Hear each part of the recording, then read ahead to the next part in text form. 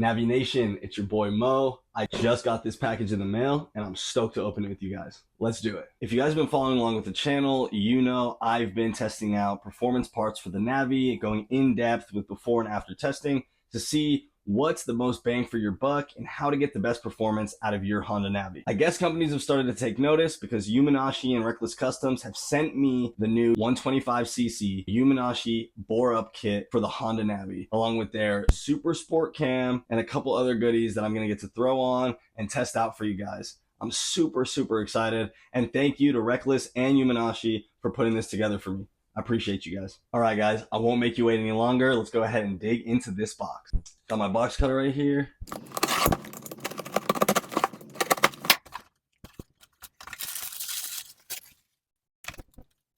Okay, so the first thing I'm pulling out here looks like the upgraded carb jets for the stock carb. I'm not going to be needing that. I'll tell you why in a little bit. So we'll go ahead and put that aside for right now. The next thing that I'm pulling out here, these are the adjusted Tappet screws. These will actually go with the Super Sport Cam when you install them, so you're definitely going to need these. Very important piece right here.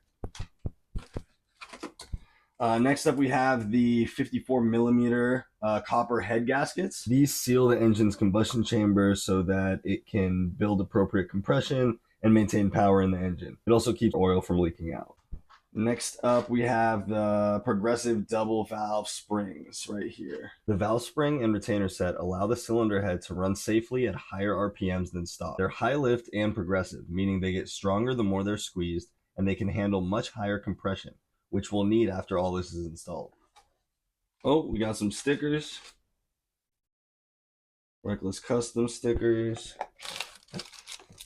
Oh, Sour Patch. That's fire. I'm popping that. All right, so next up we got Super Sport Cam. This is the camshaft. So this is what you're gonna need these tappets for, tappet screws.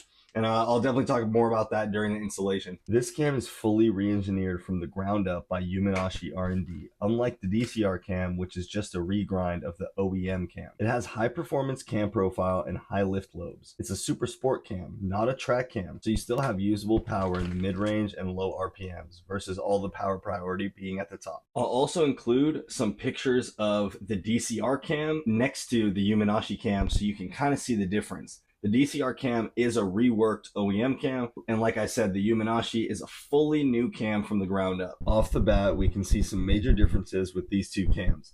Apologies in advance for not knowing all the technical terms for each individual part, but let's go through it. First thing I noticed was this is bigger on the Yuminashi. Most notably, in my opinion, this area is thicker and more uniform on the Yumi cam. This part's way smoother and more uniform. This part's a lot more rounded. You could see the DCR is more flat in comparison. Lastly, the Yumi cam just looks better overall. It's more uniform and there are less blemishes. But the blemishes on the DCR cam are kind of to be expected, as it's a reworked OEM cam and grinding isn't really that easy. These pictures were provided by my buddy Patrick Fargy. I appreciate you sending those over and taking those for the Navi community. Patrick was going to throw the DCR cam into his Honda Navi build, but after he saw the dyno results of the Yuminashi that Scooter Swap Shop posted, he decided that he had to go with the Yuminashi. I hope to show you guys what it could really do once I get it installed, before and after tested, and thrown on dyno.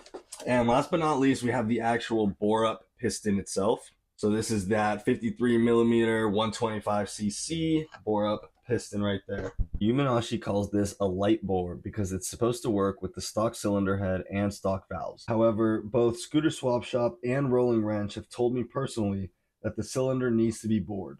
Brandon from Scooter Swap Shop also posted this picture of them boring out their cylinder head to test the piston themselves. They'll be offering bored out cylinders for you guys once they finish testing. Installing this raises compression from stock levels, allows more air into the engine, and provides a more efficient fuel curve with less ignition time. It's recommended you use this in addition with an unrestricted CDI. I have the Rolling Wrench unrestricted CDI, so I'm set. If you haven't yet, go check out my video on that when you're done here. So when it comes to installing this big bore kit on the Navi, I'm a little bit out of my scope. Never done anything like this before. Definitely want to try to do it myself or, you know, be involved in it. But until earlier today, I didn't really know how I was going to go about that. Earlier today, though, I went on a group ride through the Malibu Canyons, which was a ton of fun.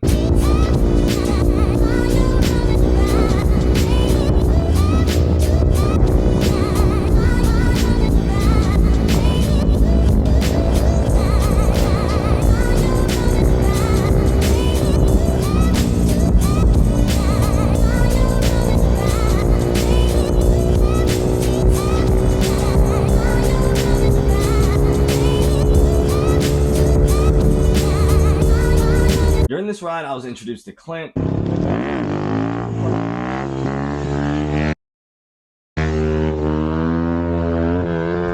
Clint does a lot of engine swaps on Groms, Ruckuses, other small displacement scooters and bikes, and he was absolutely fired up to help me big bore the Navi. So on a future episode of Motorcycles, we're going to be hanging out with Clint and getting the Navi big bore installed. Definitely make sure that you subscribe to the channel so that you don't miss that. It's going to be a lot of fun. We're going to do install, before and after testing, dyno, full scope, really in-depth on this upgrade for you guys. I know a lot of people have questions about it, and I know a lot of people want to see what it can really do to a Navi. That being said, that's the end of this episode. I really appreciate you guys checking it out. Thanks again to Reckless Customs and Yuminashi for sending over the big bore kit. I can't wait to get it in the Navi. And again, last time, guys, please make sure to like the video and subscribe to the channel so you can stay up to date with everything that we got going on. Really appreciate you guys, and until next time, I'm Mo.